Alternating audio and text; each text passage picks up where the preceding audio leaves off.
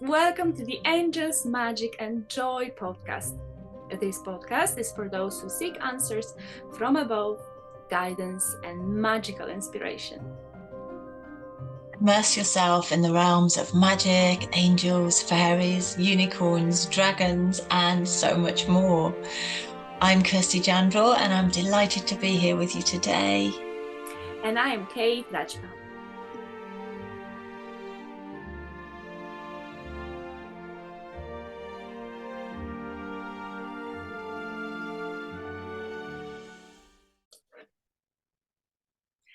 Hello, welcome back to another episode of our The Angels, Magic and Joy podcast. And today we are absolutely delighted to have our fellow angelic friend. And today with us is Susan Drawbridge. We are so happy to have you with us, and thank you so much for joining in and sharing your experience. Susan, for a start, would you like to introduce yourself? What do you do? What you're interested in? What you're all about? Hey, lovely to meet you, Kate and Kirsty. So I'm Susan Drawbridge, and all three of us met with Callista's Angel Healing. And well, this is the first time I'm meeting Kate, but I've heard a lot about her from Kirsty, and I've seen the podcast. And I just wanted to say thank you so much for having me on. This is very much out of my comfort zones, public speaking, and to have me alongside of Callista, who's one of my mentors and spiritual teachers. So it's lovely to be here. So yes, the capacity I know these lovely ladies is the Callista's Angel Healing. I qualified as an angel healing teacher 2 summers ago, and we met, Kirsty and I met when I was just refreshing my angel level 1. We were paired up, and as always, whenever Callista does these pairings for you to practice, the angels always pick the perfect pair for you, don't they? It's always somebody that I tend to always stay in touch with whoever they put us with, and Kirsty and I immediately sort of struck up a soul sister friendship, didn't we? And we're all hoping to meet up at some point, preferably one of Callista's events. So yeah, so that's the sort of one bit of me, is an angel healing teacher. Right, get back, rewind quite a lot. And I've always been interested in magic, mysticism, crystals, anything that's sort of mysterious, and the supernatural and spirits. Go back even further, I've always been interested in animals. I'm an only child, and growing up, my best friends were my budgie and the garden and the canal where we lived. You can imagine when you think of I grew up in Warsaw, and obviously the Black Country is famous for its cuts. It doesn't sound very glamorous, but actually the little bit of canal that that our garden backed onto was really beautiful.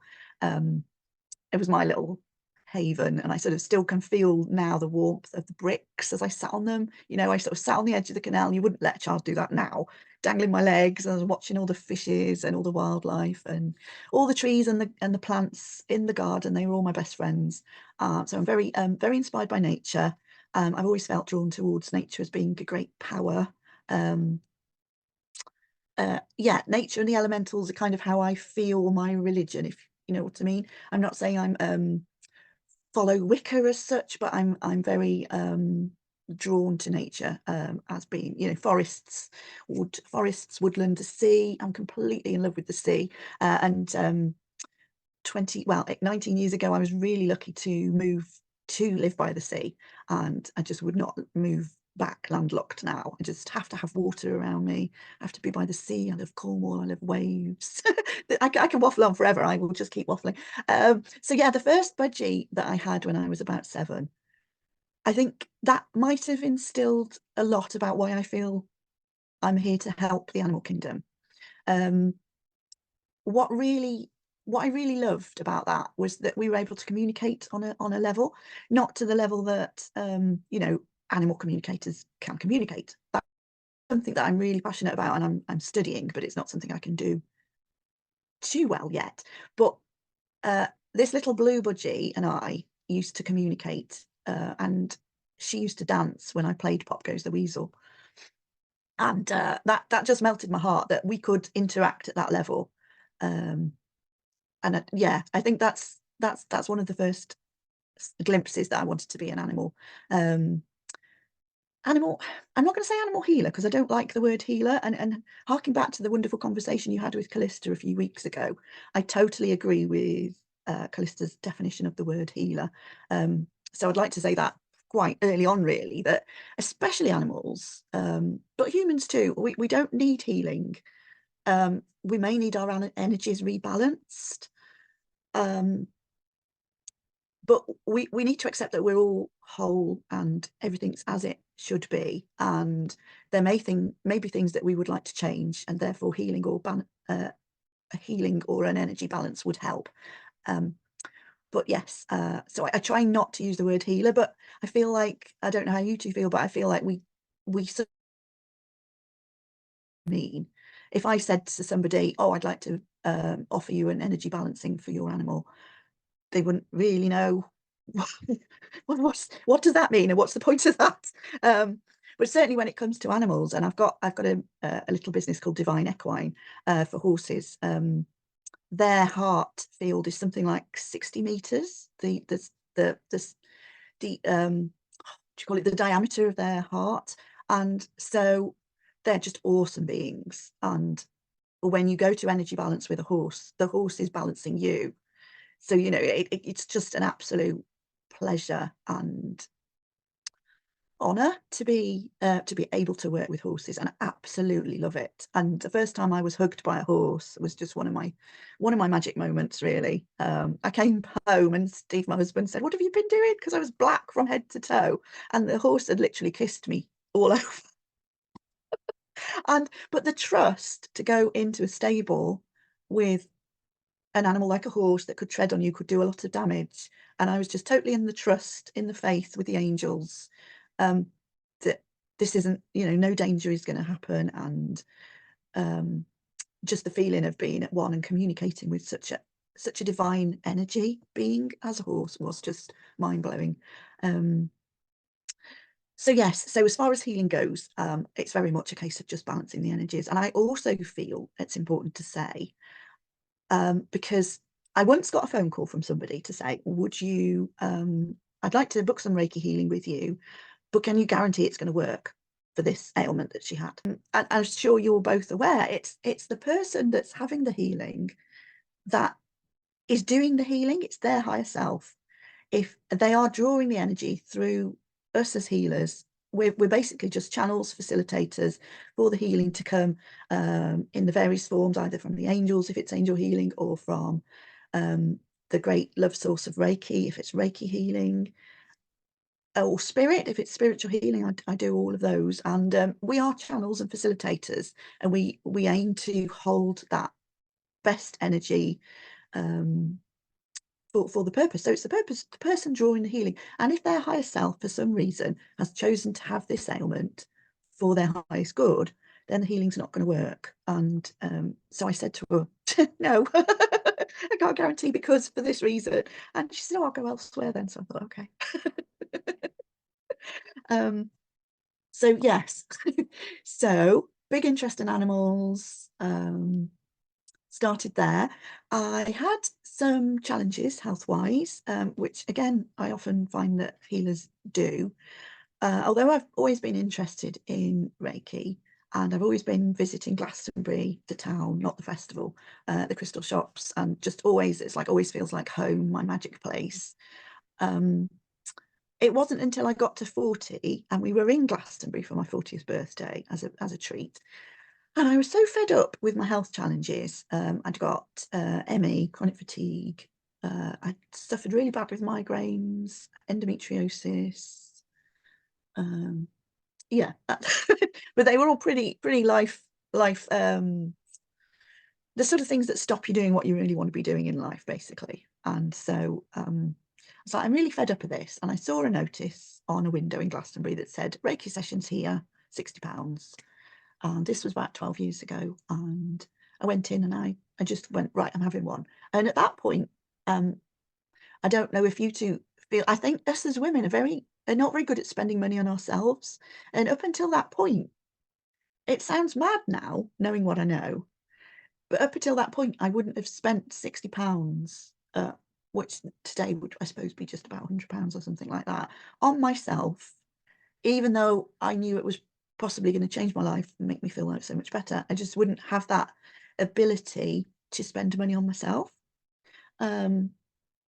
So anyway, I did it, and it was amazing. And the lady Saroya Rose, she's actually from Australia, and she's in Mount Tambourine at the moment. I was really lucky that she was in Glastonbury just for a year. She'd come over, she thought she was going to stay in Glastonbury, but as it happens, she was going back to Australia in 2 weeks' time. No, 3 weeks' time. And she was like, "You've been interested in Reiki for a long time, haven't you?" And it turns out I'd actually been carrying a book, a little pocket book on Reiki in my handbag for about 5 years. And that's another magic moment, really, is it's like we kind of know what our steps are going to be, don't we? There's all these little, when you look back, you think, well, that was always meant to be, but it was almost being given the permission that Saroya gave me, the permission to go for the Reiki. It's something that I thought about learning for a long time. I'd had a very good friend, Storm Constantine. Uh,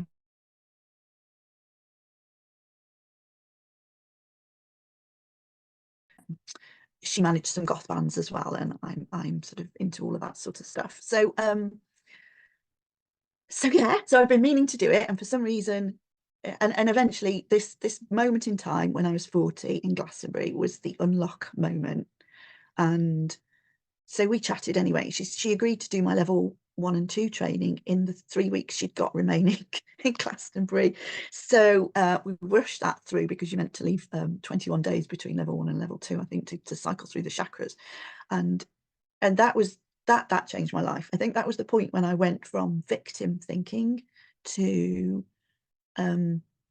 realizing that my health is my responsibility.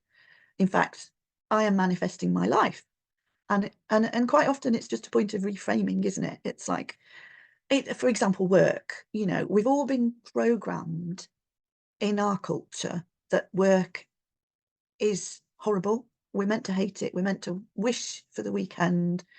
Very early on, my mum told me that, life is just for suffering. And so much of that just needs unprogramming. And once you reframe that, actually, I'm going to enjoy every day, even if it happens to be a day where I'm sat in the office, even though I want to be outside in my nature with the sunshine, I'm going to enjoy today, because today's for living and today's for joy. And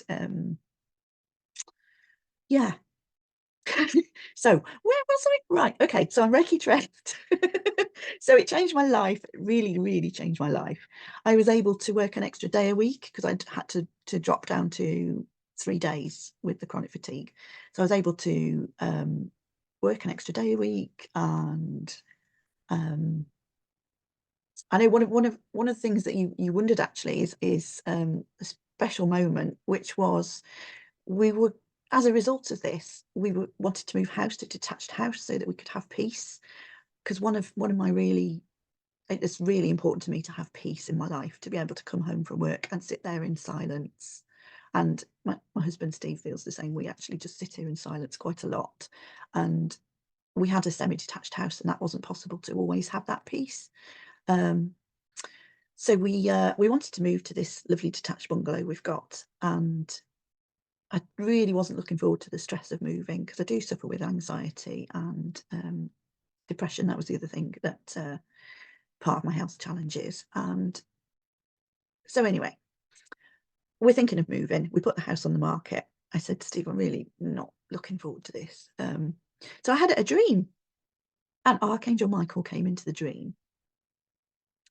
And at that point, I wasn't interested in angels, because I associated them with Christianity, and I hadn't had the best relationship with Christianity, shall we say. I don't like the way that the Bible talks about animals, for example, that animals are here to serve us. And I completely disagree with that, to the point where I'd say that we are here to serve animals, because animals were here before us, and we are doing lots of things to change their environment, and they haven't got a voice in our world. And the world is is our world, isn't it? We're the ones that shape it and make it how it is. So I feel like that we are a voice for them, and it's up to us to help them. Even though I suppose spiritually now you could say that a lot of times animals are here to help us. For example, our companion animals are very much here to help our mental health. They quite often take on some of our illnesses for us. So yeah, so that's interesting how that's kind of evolved, my opinion on that statement. But anyway, so I would avoid angels. But anyway, so I had a dream about this massive angel with shoulder length blonde hair in blue with a big sword. And I didn't really think too much of it until the next day. I was scrolling through Facebook like you do, and somebody had posted a picture of the chap that had visited in my dream, and underneath it said Archangel Michael. And I was like, oh wow, okay, I've heard of him because he's quite a big angel. And at that point I was interested at that point, so I looked him up, and one of the things that he does, apart from protecting us, being our big brother, is help us move house. And within 2 weeks we swapped houses with somebody else. And so all the stress that I was expecting and worrying about with the house move, that just evaporated. And that was my first experience with angels, was Archangel Michael coming in, helping us move with grace and ease. And so yeah, and so that was lovely. Let's just get back to the Reiki, I suppose, for a start. I became a Reiki master quite early on, after about 2 or 3 years of doing Reiki every day, because I just wanted to know more and more and more about it. And I never wanted to teach. This is an important thing to say, because when we think about how, they always say, don't worry about your future because the angels are going to give you baby steps. I never wanted to teach. I did Reiki master because I needed to know as much as you could possibly know about Reiki, because it was so important to me. And then as soon as I'd done it, I wanted to teach because this is how the universe works and the angels work, isn't it? So I thought, rather than give Reiki sessions to people, it would be much better if everybody could be Reiki attuned. If everybody in the world was Reiki attuned, the world would be such a wonderful place, wouldn't it? We wouldn't have wars. We've got the 5 Reiki principles, and it literally does change the way you are. And people say, be prepared for change when your vibration rises with an attunement. And some of that you might not like, because friends might just drop out of your life. If they're no longer resonating, they just drop out. And that all of a sudden now I do feel a bit like I've been hibernating for a few months, and I do feel like now is the time that we all step into the wild power. I know, Kirsty, that you followed Tim Wild, and he was saying, this year is very much boots on the ground. This is it now. We've all had time to get rid of our stuff. It's now time to get feet on the ground and really be the light workers we came to be, really. And so, having said that, I am now sort of pushing myself to find time to do more Reiki teaching and more Animal Reiki. And I do want to do an angel healing level 1. And Kirsty and I have talked about even maybe doing a joint level 1 together at some point, just to sort of get ourselves into it. And that's another thing that I've found really interesting, is that I've always been a bit of a loner, bit of a lone witch, if you like. And since the navel chakra came online, do you remember that, Kirsty, about 2 or 3 years ago? Yeah, I do. It was Yeah, during the pandemic, wasn't it? I think, or so just somewhere just around that after. time. Yeah, Around that time. And Tim, I know it was Diana and Tim, but I remember Tim talking about it and saying, now this is online, we're all going to be working in communities more. And I was like, not me.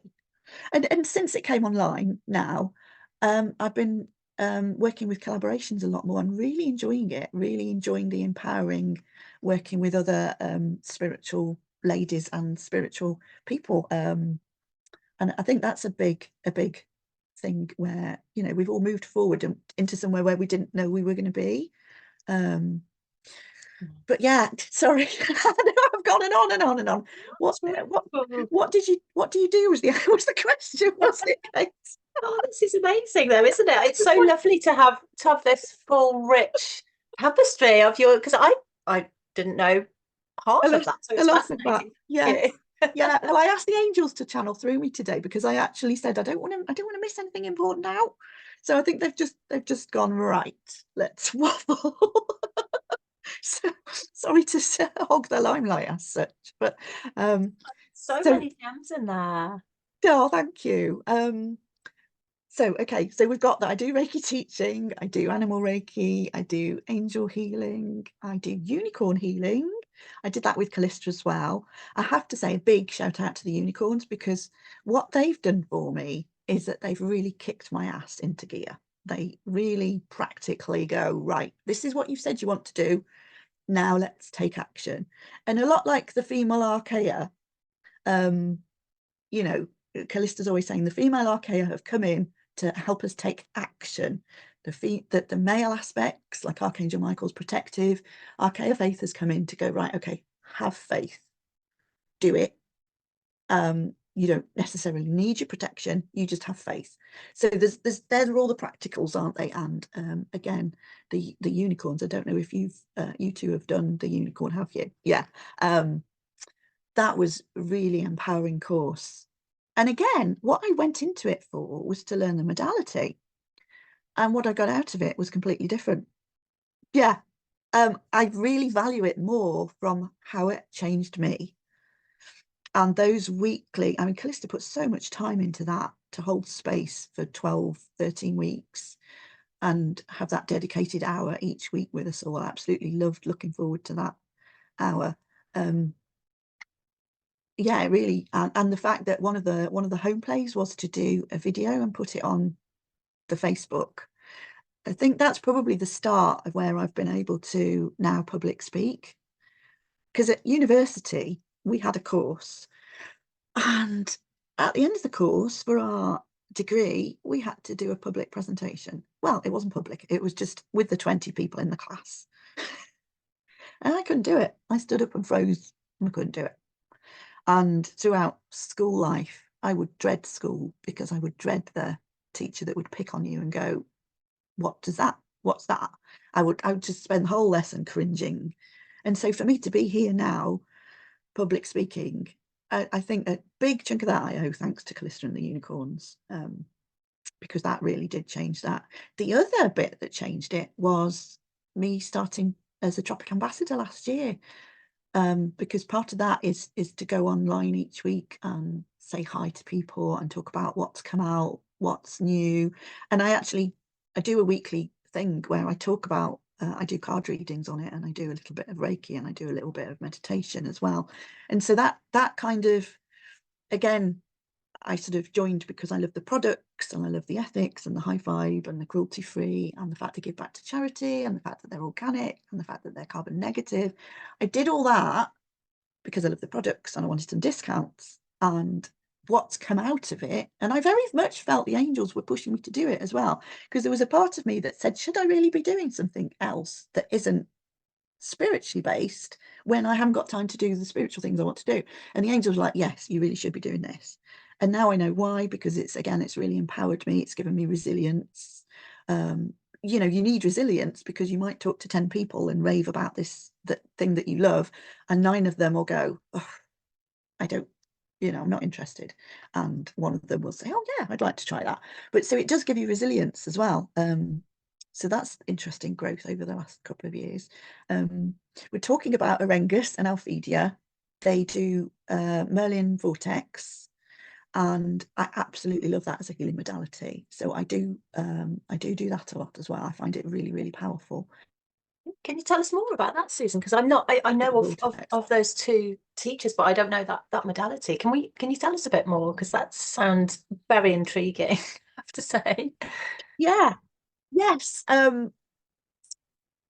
So yeah, Merlin, you have vortex wheels, and for the actual major part of it, I step back and let Merlin step in.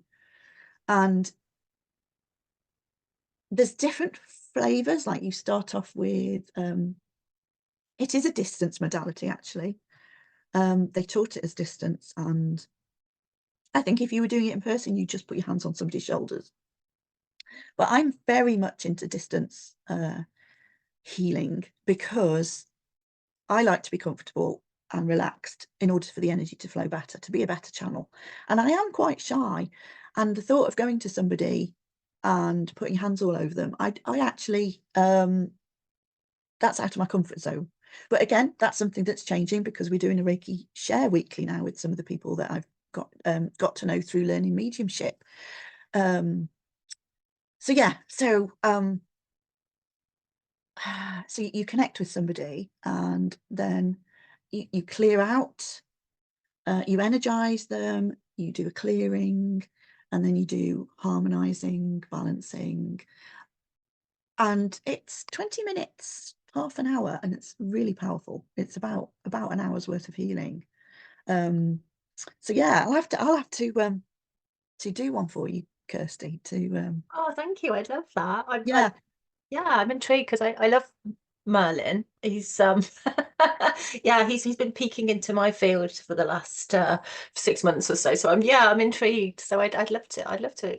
Yeah, and sometimes I do Merlin vortex on animals as well. I have one customer that's been with me for about 6 or 7 years, and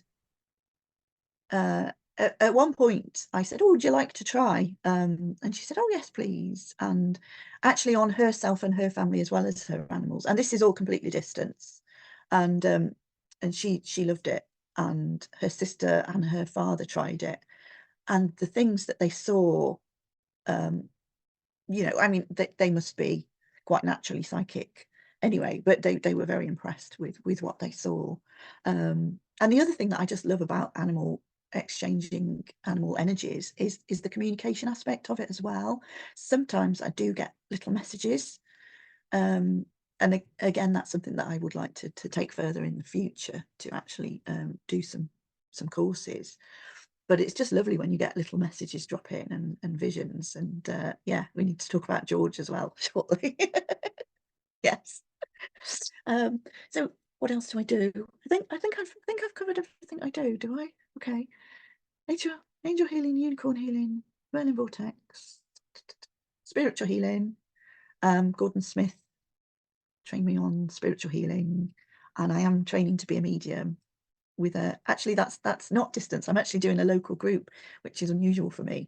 Yeah, I think that's everything I do. I'm going to pause for breath. Thank you so much. I think it's fair to say you're a natural healer, Susan, if you'll accept that moniker. Oh, thank you. Oh, I do feel it's what I was put here to do. When we all do all the spiritual learnings, etc., a lot of us are searching for what is our mission, and I do very much feel that that's what I'm here to do.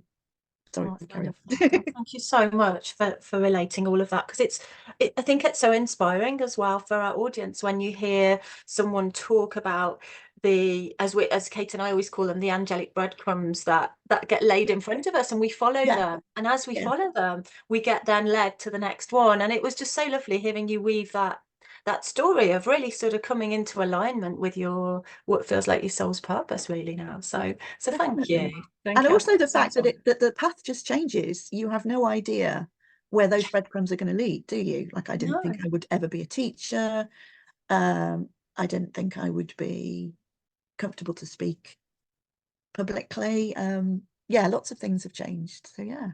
I love that message that you're sharing here, Susan, because recently I've met a good few people that they are on a path, but they get very frustrated or annoyed with the path because they wish to be already there. They have some imagination or an outcome, or how is it supposed to look like or be, or maybe they could see and then suddenly they don't feel anymore. They go through those stages, and we all do, sometimes goes up, down, left, right. And I love that message I feel it goes through right now, and to just follow the breadcrumbs and just, without any expectations. Like, you never know, like yourself, you're saying, like, you would never think you would be doing public speaking, like teaching, all those things, and it just happens. So really trusting, I really love that message right now. And I just hope all of those, that, because I've met so many people that they feel either stuck or, and they get very annoyed, frustrated, and it's very difficult for them because they feel like, they're supposed to maybe doing something, but is that impatience in that, because we wish to already have it all sorted out, but it's never like that. So thank you so much for that. Oh, thank you. I think since I've learned to channel the angels, and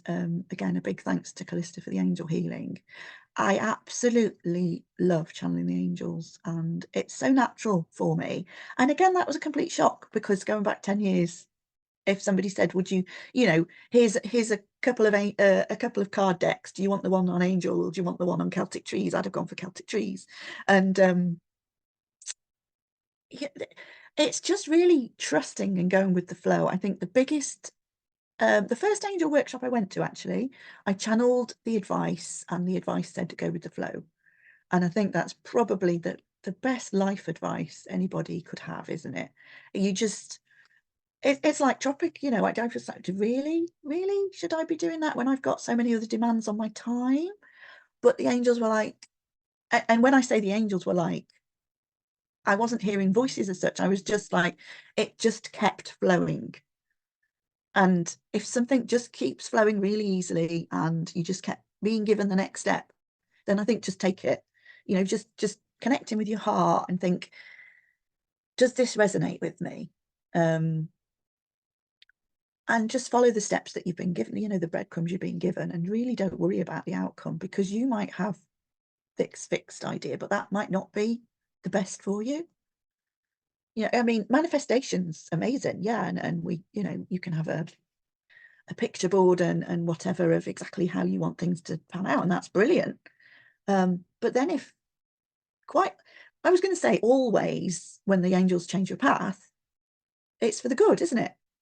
I mean, none of us probably sitting here would think, oh, I wish I'd stuck to my original path. I certainly glad that I stepped outside of my comfort zone and didn't stick to my original path. So yeah, definitely. Oh, thank you. So just sort of circling back to the angels, Susan, because you mentioned Big Brother coming into your dreamscape. Michael, yes, he's here with me now. You've got his colours on. You've got his Yeah. colours on. It's beautiful. Yeah, I really feel that. Can you, because we, of course, we all have, angel healing, Callista's angel healing in common, and you are a teacher as well as a practitioner. So when you got that message from Michael, did you know in that moment then after the move that you wanted to follow that as a path, or was there something, could you tell us sort of more around how you actually became drawn to become an angel healer and then sort of teacher, or was that the moment? Yeah, I'm trying to think back, because this is going back 10 years now. We've been here 10 years in January, so it's over 10 years since Michael appeared to me. I think it was more of a shock, and it was because it wasn't something that I thought was my path. It's something that I got into very slowly. I think probably what I did was buy lots of angel books from Glastonbury and just start, read some Doreen Virtue, anything that I would see that was a workshop with angels, I would go for, check out. And I think it was about 5 years ago. It's either 4 years or 5 years ago. It's not that long ago that I discovered Callista via Tim Wilde. And she was doing a weekly video, and she's just started doing that again now, hasn't she? And I'm so glad she started doing it again, because I said to her, that's how I got to know you. These wonderful meditations once a week that she's gifting us, the same as Tim does his Monday I always do Tim's Monday meditation. That's how I discovered Callista, and that was a bit of a light bulb moment, because she was saying things that other spiritual teachers weren't saying. I think she's very I think frontier. What would you say when somebody's like at the cutting edge of like pushing the boundaries of spiritual teaching? Sort of on the vanguard, isn't that sort of Yeah, that's the word. Her teachings, if something doesn't resonate with her, she doesn't do that. She just goes her own way with whatever suits her. And if that happens to be conscious to what another really important spiritual teacher is saying, or well known, should I say, then she just goes with it. And I love that. And she really resonated with me. And so after that one podcast, And I think I signed up to her workshop about being in the void for the solstice. I remember it was solstice. And I so much loved the energy of being in the void. The freedom of not having, because I have such a problem with time demands and trying to find time, that freedom of sitting in the void, well, being in our angel bodies and enlarged in the void was just so amazing. I was like, right, whatever Callista is doing, I'm doing it. And I signed up the January for angel healing. And again, it was more of an investment than I would be used to spending on myself. And actually, it's compared to other modalities now that I've looked at, it's not. But for me at that point, I was like, right, that's my birthday present. I'm going to go through angel level 1 and level 2. And of course, as soon as I did level 2, I was like, oh, I've got to do level 3. But again, not really because I wanted to teach, but now I do. So yeah, the angel healing itself and the angel channeling the learning to channel with angels came through the angel healing level 1. And if anybody wants to, I think sometimes people think that you wouldn't want to do angel level 1 unless you wanted to do the modality, but it's not really. All of these modalities, the level 1 is for self-empowerment, and so much growth and healing by doing level 1 in any modality, I think. That you want to learn about the angels, you want to learn about the new archaea, then the only angel healing course to do is that one, isn't it? Because she's the only one that's brought through the archaea to date, and she's got those wonderful cards that are out as well. And it's so lovely to see in my local crystal shop that the lady who owns the crystal shop was like, these are my favorite cards and they're sold out. I'm like, oh, I'm so proud of Callista. So yeah, so that's answering your question, Kirsty. Oh, I absolutely love that. I don't even know, Kirsty, if you've ever mentioned, how did you come across Callista? Would you like to share? I would, if I could remember. Do you know, I think I was very similar. I saw her Monday meditation, Magic Mondays, was it? Yeah, and I think it was through Tim Wild's newsletters, and I think he used to use her cards as well a lot, and I think it was gradually the name filtered down, and again it was over Christmas solstice time. Wow. And I was just sort of in a very kind of rare quiet period where I was just having to be able to Google and look at Facebook, and I came across the course and thought, oh, this starts in, I think it was March, the first one that I did, the level 1, and which is how I met you, Susan. And yeah, and that was it. And I went and I thought, oh my gosh. And I'd been doing a lot of work with the divine feminine for for quite a few years, and that really appealed, the fact that the archaea were involved, and I'd not heard of them before Callista. I'd always thought of the archetypal male energy, masculine energy of the archangels. So I think it was a very gradual filtering from many different portals, and then one final nudge just before New Year. Just say, come on, do it. Yeah. How about you, Kate? Oh, my story is a good one. Oh, come on, let's hear this. I'm the only one, because that was back in 2012, and I was pregnant with my first child. I was like very deep depression, completely lost, completely out of this. I was very young, completely lost, no friends, disaster. But I was always felt the calling. I always felt like I was always guided. So I was like looking for something. And then the lady that we worked in her place, she's like, oh, I have some tickets for some event. I had no idea what it is. And it was Body, Mind, Soul in Dublin. I had no idea what kind of event is that. Was like the beginning of the journey. I was always interested in like psychology or something like that, but I never knew about magic and that there's so much world out there. And I walked into that and I'm like, oh my God. And I saw so many healers, one holding that guy with the energy, the other one. I'm like, oh my God, I was looking for that all my life. And I'm like, oh, I found it. So I'm walking there like so pregnant, because I was like almost to deliver. I'm like walking there and that. And I was also like, I had no money back then. I was like, disaster. And so I looked up on the workshops that they were for free, obviously. And I went, and was Callista speaking, and I saw her, and I was in Ireland, what, for 2 years or something, and I wasn't familiar with different accents. And I remember I sat there and she was in that beautiful dress, that beautiful necklace. And I sat there, I'm like, oh my God. And I understood nothing because of her accent back then. I'm like, I don't know what she's talking about, but I feel it so much. And back then she was doing Atlantean healing. Mhm. So I follow her since, and then I did like the crystalline healing. She was doing that course over the whole year, and I always wished to do the engineer or something, but I couldn't afford it. But obviously it's just because I wasn't ready for that. So the moment I was ready, suddenly the money flowed, like, you know how it's like. So I remember I met her and I was like, oh my God, I was like so in love with her straight away. And yeah, and I followed her since, and that was like so many years ago. And I actually met her in person first, but you know, she was like there on a stage. So I was like, oh my God, she's amazing.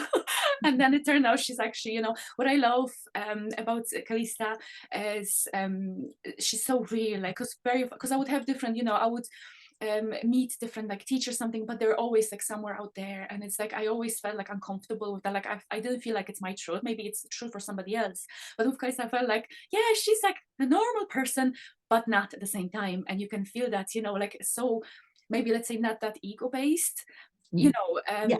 And then another thing was she had her babies, and she had them kind of almost exactly the same. I had 3 kids, 2 boys and a girl, and she had hers almost the same time as mine. Like, and then I remember I commented once on hers. She was saying something about her youngest, and I just commented about my kids that the first one was the greatest challenge. The second one is the treat, and then the third one, my girl, is that. And Kaisa was like, "Oh my God, that's exactly how I would describe my kids." And I was like, "Boom, connection." So yeah, I love that, and I love to hear your stories. How, because it's so interesting. It always fascinates me the most. You know, if someone, you know, how those breadcrumbs actually look like. Could we actually circle back? Because I'm really interested about the animal Reiki, Susan. Yeah. Because you've already, I know you've already mentioned, but maybe you could share a few more nuggets about that. Like, do you train to be animal, or do you need to be just connected as you are to animal king? Like, personally, I would be so connected, but for me it was always easier to connect like with the spirit realms, and I wouldn't be able to connect that much, let's say, to animals. Like, I wouldn't eat meat obviously and all, but I wonder, is it like you're born to be like that, or maybe you should have been raised like you, or how just give it all. Fab. I just want to say that's so lovely that you've known Callista for that long as well, because you definitely win in the stakes of how long you've met her. I haven't actually met her in person yet, so I'm losing out on that score. So with the three of us need to get to November, don't we, to the Mind Body in Birmingham with Callista. So yeah, I suppose, oh, there's so many different layers to that question, Kate. One thing that I always say, because people say I can't do that because I wasn't born with that gift. So I'd like to first of all say that I think we're all, I suppose some of us are more some of us are sort of more leaning towards other gifts than others. But I certainly think when it comes to channeling, we all just need unblocking. You know, we need that, as in the best example is the Reiki attunement, which literally takes the brush and sticks it down our Kundalini channels and unblocks all the programming from school, parents, society, because children can see spirit, you know, children can heal. So first of all, I'd like to say that I think, you know, I when somebody says to me, oh, that's wonderful that you can do that, but I could never do that. And it's like, well, yeah, if you want to do something, you can do it. So I think it's just a case of whether you want to do that, really. I mean, I've always been an animal person, and I actually wanted to be either a hermit or a nun growing up, because I saw society and I was not really, I didn't fit in. I didn't fit in, and I didn't like the way society was, and I didn't understand why we had to go to school. I didn't think that there was a point in that.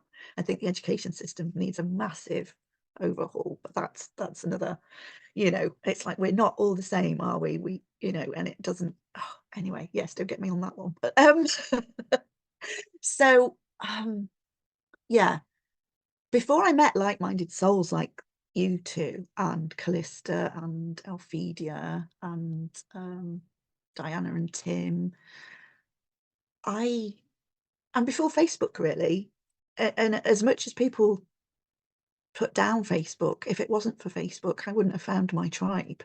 And that's interesting as well, because that links back to the fact that I'm actually finding local tribe now, and again with the navel chakra. But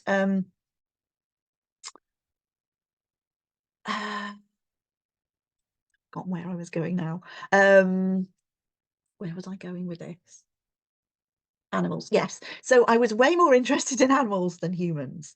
And it wasn't until I found like-minded souls that I realized that not all humans are bad, and there's a lot of us out there that are good. And the more I see of the youngsters growing up, and the more like the spreading the kindness, giving it forward, all the sort of things that are coming out of the new society and the youngsters and what they're being taught, that's all really positive and I love it. But before then I was like, you know, animals are my my top priority. So I think that's, you know, that's why. But how is really, if you've got an urge to do it, just do it. There's a lovely lady called Kathleen Prasad, Prasad, and she's American, and she developed Let Animals Lead as a sort of healing theory, really. And there are a lot of modalities that you can do to do animal Reiki, but my personal opinion is that you don't need to do a specific modality. My opinion is that you need to be able to do level 2 in a modality and then apply it to animals. And it's very, very, very important to ask their permission. And because animals here as companions are so linked to their guardians, it's also very important to ask their guardians permission. So I wouldn't go up to a horse in a field and just start sending healing without asking their guardians permission, say. And I wouldn't, even if somebody said, can you do Reiki on my dog, I would say, well, have you asked their permission? Do they want it, first of all? And then before I go into the session, I ask, either in person or if it's distance, I ask permission of their soul. And if you don't get an answer, because I'm not an animal communicator, that's something that's in the growing. If I don't get an answer, then I know if the energy is flowing or not, because I can feel. So if it's not flowing, I'm not going to force it. I would go, I'm sorry, they're not accepting any energy, we can maybe try another day. One thing that I should say is that all my services are money back guaranteed. I say, see how you feel after 7 days. Give it 7 days, because it's a bit like having a reading from a medium. Sometimes it takes you a few days to work out whether that was right or not, or it resonated. But yeah, if somebody after 7 days thinks that they haven't had any benefit from any of my services, then I give full money back. But yeah, flowing with the animals, it's letting them lead is the really important thing. A lot of modalities, you might see the picture on the front of the book has got a chakra picture with a cat, and it's like, well, you don't need to know where to put your hands, because animals probably don't want hands-on. And in my opinion, in my experience, it's very rare that an animal will want hands-on. Obviously master Reiki healing is quite strong, and I remember what somebody said to me about 5 years ago, no, it must have been about 10 years ago, it's like, careful Reikiing your guinea pigs, because I had lots of guinea pigs, because you're just going to zap them with the energy. You know, if you go poof on your guinea pig, they're going to be like, and the guinea pig would sit there on a table. Now, you know, guinea pigs, normally if you put them on a table, they go woo, woo, woo, woo, and run off. But the guinea pig would sit on the table and just go, what the hell is happening? So now I knew better, I didn't do it. But you know, I was doing a Pomsky 2 weeks ago, and I went to do it in person. I do love doing animals in person, because I love being hugged by all the, I had 3 Pomskys hugging me at once, and that was such an amazing experience. But Mum was a bit confused, because she put the Pomsky on my lap. I was like, well, she might not want to be on my lap.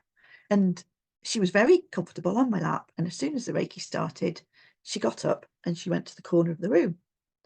And that is something that I see repeated when I do in person.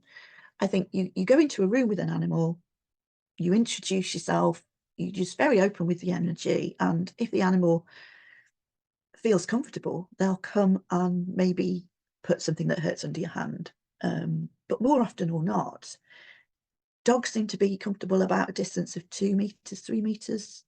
And again, I suppose it depends on the strength of the healing.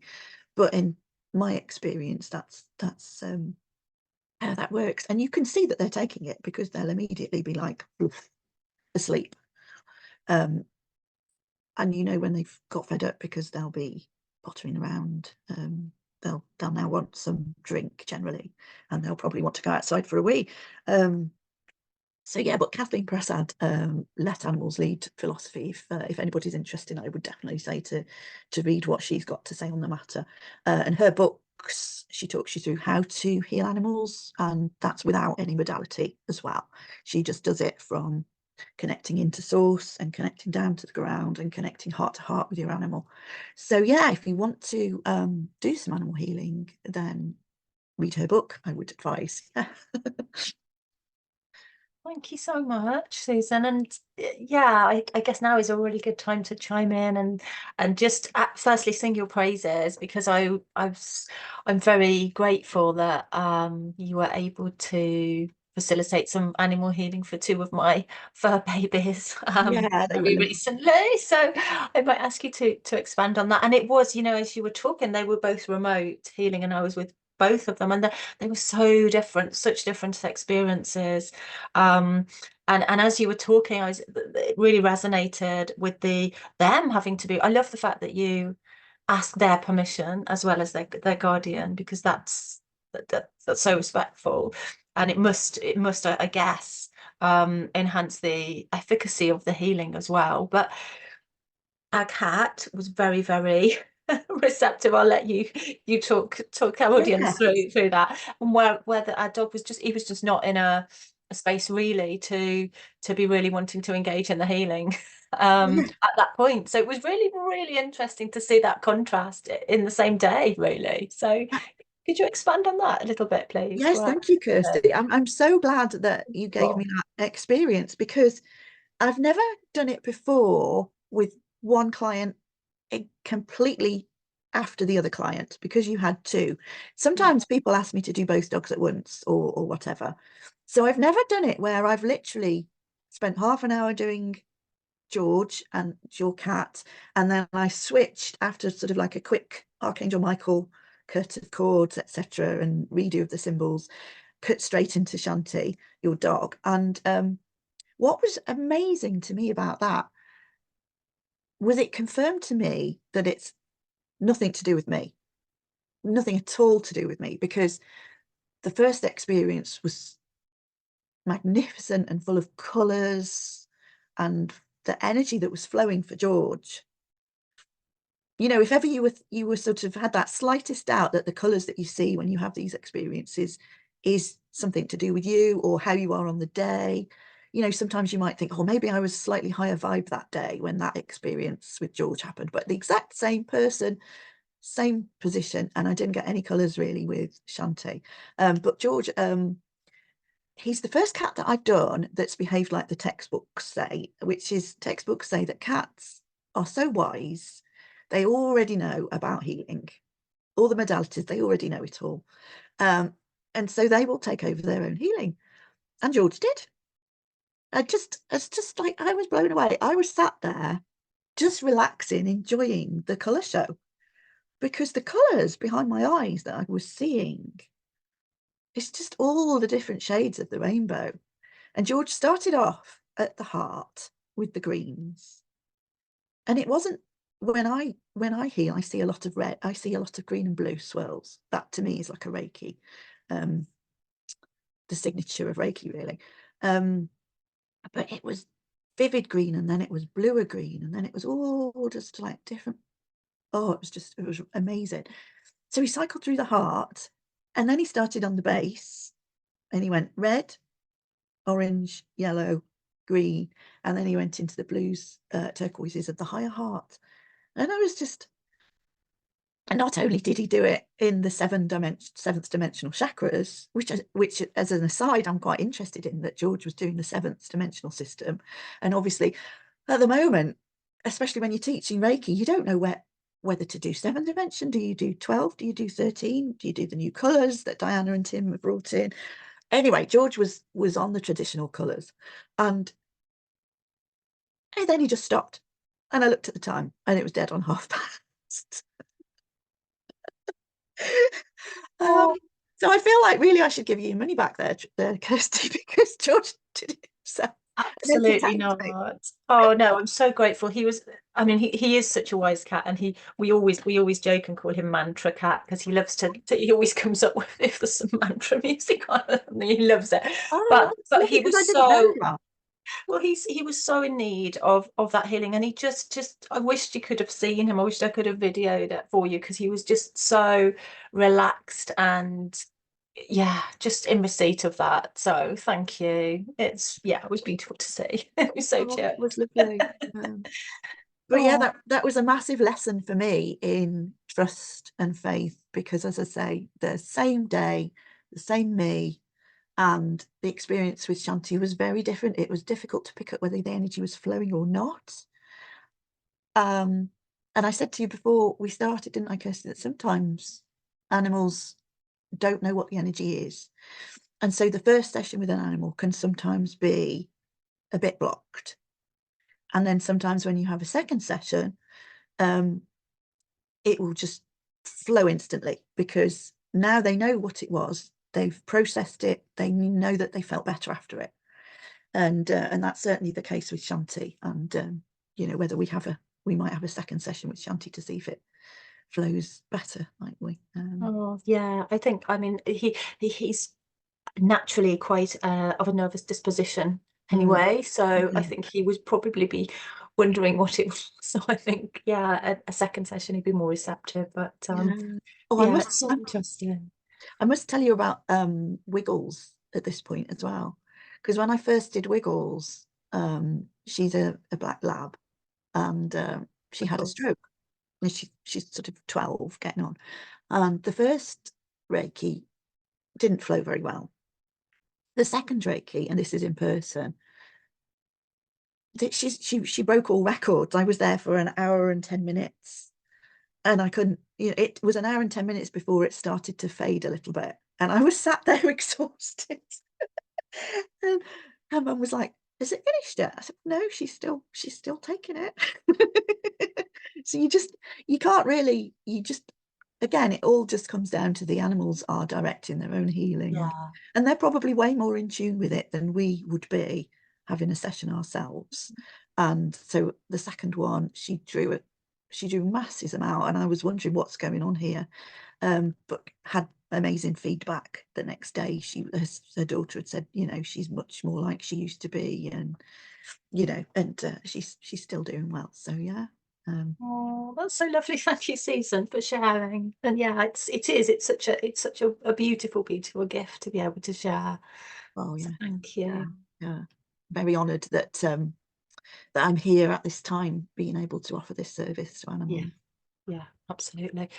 Do you feel that I mean, I know we've sort of talked about this and a little bit more depth about, you alluded to it earlier about the fact that we actually should be here, should see ourselves as being able to serve animals rather than them be those beasts of burden that you mentioned in the biblical text. Do you feel that we're coming to some sort of equilibrium with that, where we can hopefully have more of a relationship of reciprocity between humans and animals? And how do you see that moving forward? Do you see that sort of more equal, or just wondering, just curious how you feel, because you obviously connect with animals so intimately, energetically. I would love to say that we are. It's difficult, isn't it? You see some parts of the world, and we've still got slaughter for fun, and we've still got um, the dog eating festivals, and we've still got Oh, we've still got so much cruelty in there. To be totally honest, I struggle to see how in 2032 that's all going to change, but I do have faith that it will. You know, that this golden future that's coming that Diana Cooper's talking about, I know it will, and I know it'll come about in a way that'll surprise us all. Something will happen, and this will come to pass, but it's difficult to see the transition now. I don't think you could really, I mean, like I said, I can see glimmers of hope with humans in the way that children are being brought up now. They're being brought up to be kind, and a lot of the stories, etc., are all focusing on being kind to others. It's a world away from when I was being brought up in, you know, and I'm 53. But yeah, so I can see that. But with animals, there's just still so much cruelty out there that it's difficult. It's difficult. I mean, animal rescue is something that I'm really passionate about. My own Jack would actually have been put to sleep. I only found that out from the lady that rescued him recently. And I went to the RSPCA and I said, very naively, give me your most difficult dog because I do Reiki. And she believed me. And she gave me Jack, and Jack is just the most beautiful dog. He's so loving, clever, and he's slightly reactive with other dogs, and that's why they were pondering whether he'd have to be put down, because whenever he saw another dog he would bark like mad. And they let me have him because we live on the edge of rural, and they said, you know, as long as you walk in where you're not going to bump into other dogs, you'll be fine. But 6 months later, after having that loving family behind him, he walks anywhere with other dogs, and he doesn't like to be off lead with them. He doesn't like dogs running up to him, but he's, you know, he won't bark if he sees another dog now. So animal rescue is something really important, and I'm so glad that that's actually come up, because that was something that I was going to say, that if you are somebody that wants to work with animals, wants to do healing, then going to go to your local rescue and volunteering there is such a good thing to do. I don't know if you've heard of Rocky Kanaka. He does this YouTube where he sits with dogs in rescues in America. And I wanted to mention him as being an influence because it's only recently that I've started watching them, but I can't stop watching them. He'll pick the worst, most shut down dog in a rescue, and he'll sit with this dog. And I've never seen a dog that hasn't reacted to him. They just open up. He tells them, because that's another thing with animal communication. Animals understand our energetics. So I don't like it when people say to me, oh, he can't understand. And they say, oh, well, like, oh, I might get rid of him. And I'm like, don't say that. Or like, they know, they understand even if they don't know what the words mean. I mean, obviously, dogs do know a lot of words, but energetically, they know what you are saying.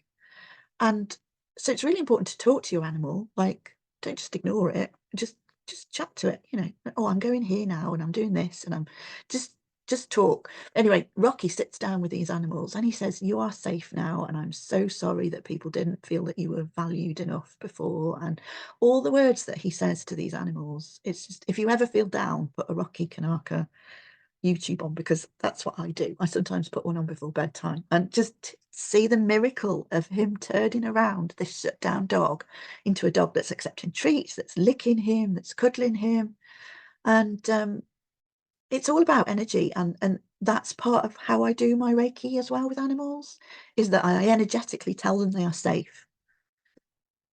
And that goes a very long way, is to just say to them, even if it's in person, you don't have to talk. You can just intend that you are saying, you are safe, you are loved, your mum loves you.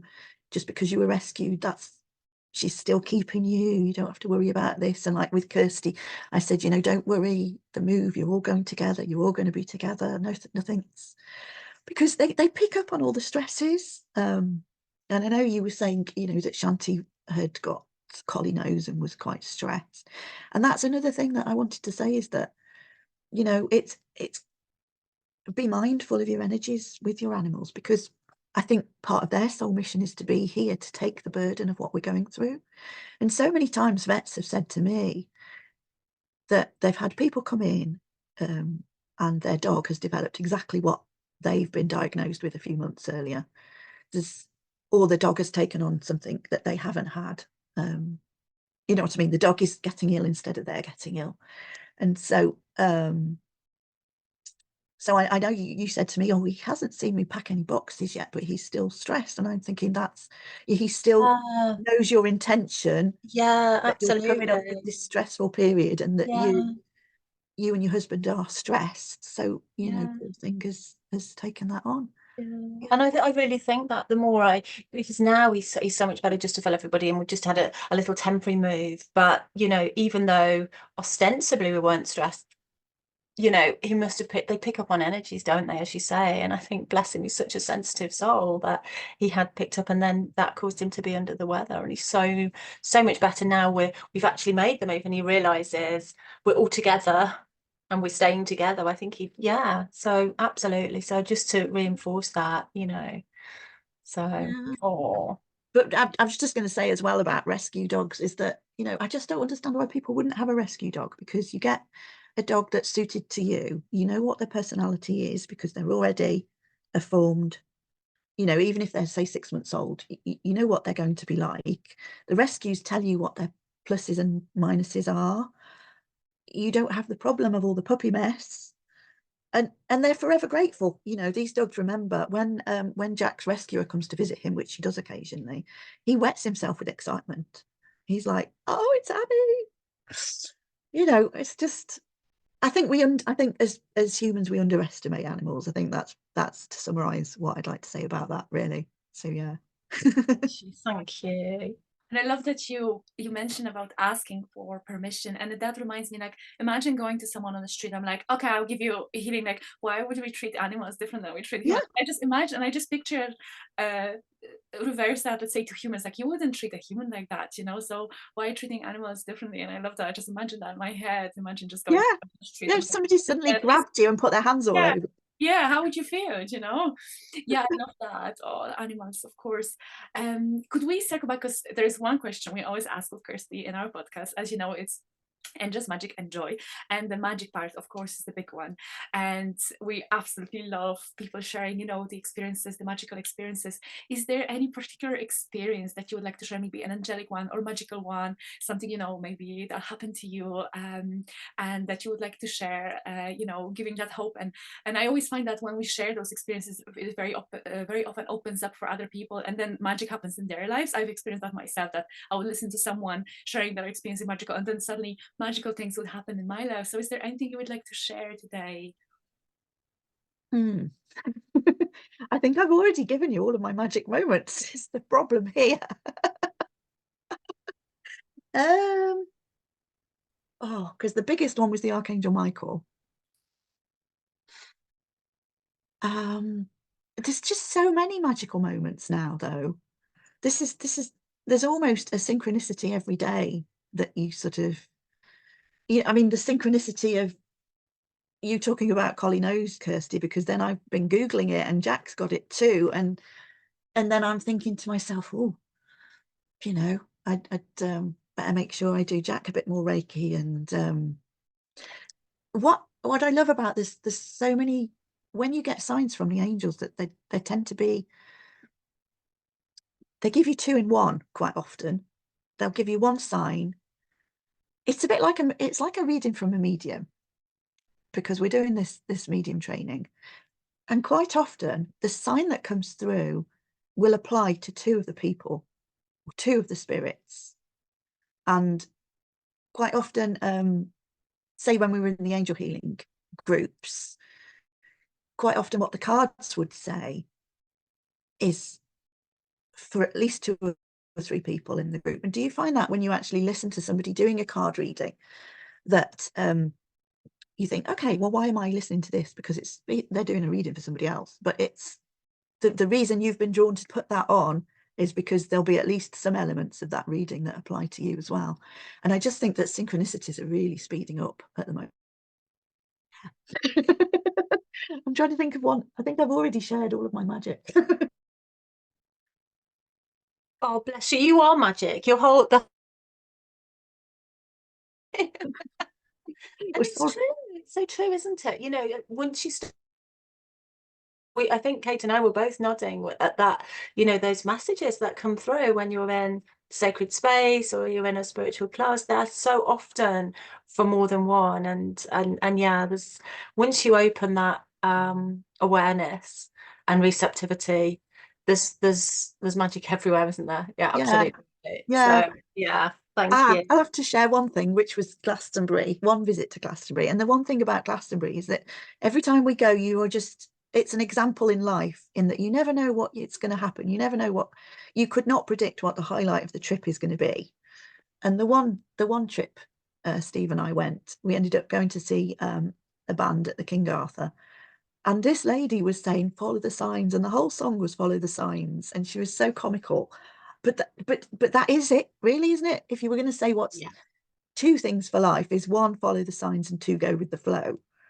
And then you've got magic, yeah, haven't you? yeah, yeah, absolutely. Absolutely. The signs are just everywhere. Bless you. Well, so thank you so much. And to finish, I think we'd love to would love you to share, because you've shared so much about your journey and how you've been able to connect with your passions and follow those and step into your healing and your calling as a light worker.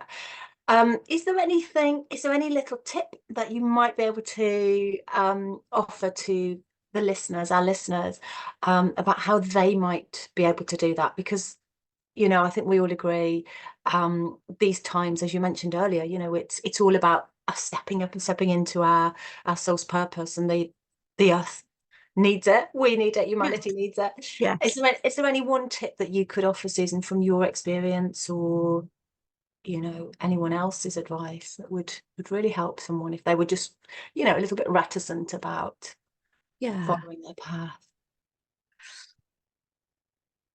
I think there's a few different things that I'm just trying to think which out of the few different things is the best tip to share. I think you literally just surrender to spirit or angels. And when I've heard people talk about epiphany moments over the last few months, a few of them, there's a pattern, which is at the point where they've been their lowest, they've gone to the universe. Okay, I'm at my lowest. I completely surrender to do whatever you show me. And at that point, from there on inwards, their life has just gone whoop. And so surrender. But again, it's go with the flow, isn't it? It's another word for go with the flow, but actually completely surrender your ego, your attachments, your where you want it to be. You might end up being where you want to be. I think you need to surrender that attachment to it and just go, okay, whatever little steps, breadcrumbs you share with me, I am going to follow you. And if you're sort of thinking, oh, I don't know what, I can't see a sign. Signs are in everyday life, but just throw on YouTube and see what comes up. Just type spiritual teacher in YouTube and just see who turns up, and just be really open to the possibilities. And yeah, but passion is important. That's the other thing I think that's a lesson that I've learned in the last couple of years, is to be really passionate, to find out what makes you passionate, what makes your heart sing. Oh, I've got one little magic story actually, which is I work in an office, and as I've said before, when it's sunny outside, I pine to be outside. I literally pine to be out in the fresh air, hear the bird song, instead of being stuck behind a desk in a dark corner. So only a few months ago, I was pretty much hibernating for the winter and didn't have time to do much spiritual stuff. Well, I didn't have time to do any spiritual stuff really. And I was just going from one illness to the next illness, struggling to just get into work and do my part-time job. And I went out for a lunch break, which I don't normally do. I went across to Aldi to get some sandwiches. And outside, there was this dog. And I can't even remember what dog it was. It wasn't a particularly cute dog or anything. It was a dog, and seeing that dog made my heart sing, and it was the highlight of my day. And I went back into work feeling just energized and like, oh, today's amazing now because I've seen this dog, I've said hello to it, and that suddenly realized, okay, that's my passion. That's what's making my heart sing. So why am I in an office when I could be working with animals all the time? That was a big magic moment for me, really. Oh, I love that. Thank you so much, Susan. I feel like that's such a lovely reminder because I find it with people that very often they would struggle to find what's their passion. You know, when you're in that hamster wheel, it's very, so I find your story very inspiring that you might find it unexpectedly just to have the eyes and heart open and it's just going to come to remind us. And I feel like the universe, the angels, everything is just reminding us all the time. It's just, I suppose, setting the intention that I am willing to see, I am willing just to receive, and then it will come. It always comes. Just to have that, and we would often, I find as well that, oh, it just never happens to me. It just never does. So then it just doesn't. If we keep no, you manifest that, don't you? Yeah, self-talk is really so simple and so obvious, but we all know it. But I find many people, they're saying, oh, I know I shouldn't be saying that, but they really have no money. I'm really very strong. I'm like, okay, I'm like, so we really are just manifesting ourselves, whatever is happening. Thank you so much, Susan, for today. To finish up, what are the best ways people can contact you? How can we get healings from you if or for friends that need some healing? How can we contact you? How can we reach out? Where are you? Just tell us all. Okay. Yeah. Well, I do have a Precious Paws animal page, but I think probably my Facebook page, Susan Drawbridge, is the easiest way to get me because sometimes I don't see notifications of the other things. I think if you put Susan Drawbridge Reiki on the internet, you get to a Reiki pages, which has got some of my 5-star reviews on it. But yeah, just it's quite an unusual name. So Susan Drawbridge just go on Facebook, and that's the best way of contacting me. And of course, we're gonna put all those details in the description anyway. So thank you so much, Susan, and of course, Kirsty. I feel so nurtured after thank you so much. I'm so grateful for all your time because I do know that I've waffled on a bit longer. I think it's going to be our record on the podcast, Kirsty, isn't it? Yes, you've been amazing. We've sat here really just lapping it up. So thank you. I just feel so guilty because you're both working mamas and you've probably got lots of demands and people that are waiting for you. I love how Kirsty is calling that this is our treat work, isn't it, Kirsty? Yes, this is our treat. So we just expanded our treat work, so That's good. That's exactly. Good. Oh, it's an absolute joy. Thank you, Susan. So much. Thank you so much, and lovely to meet you, Kate. Thank you. Thank you.